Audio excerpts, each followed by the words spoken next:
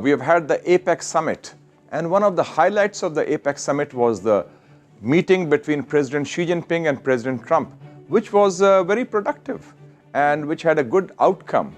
It seems that you have been advising the West that the West should learn to live with a rising China. It seems that President Trump has followed your advice.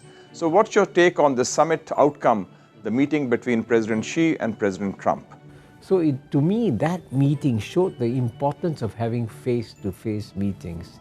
And as you know, in the case of this meeting that just took place between President Xi Jinping and President Donald Trump, this was the first time that they were meeting since President Donald Trump took office a second time. And as you know, it's taking place against a larger backdrop where there is obviously a major geopolitical contest going on between the United States and China. And that's what my book, As China Won, is about. And against the backdrop of this contest, against the backdrop of the rather painful tariffs that the Trump administration has put on China and other sanctions that they have put on China, this meeting could have turned out very badly. But amazingly, it turned out very well. And I think it was a great relief, not just for the United States and China. It was a great relief for the whole world that you've seen at least a temporary stabilization of the US-China relationship. Because if things go wrong between these two countries, and when they start imposing tariffs and sanctions, lots of other countries get caught in the crossfire. So when the crossfire stops, it's good for the other countries in the world.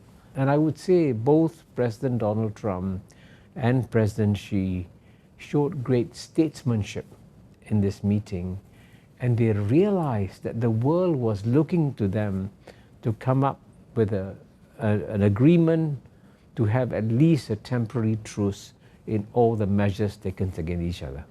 So do you foresee the future trajectory of China-US relations embarked on a constructive engagement, or perhaps it will still have that competitive edge?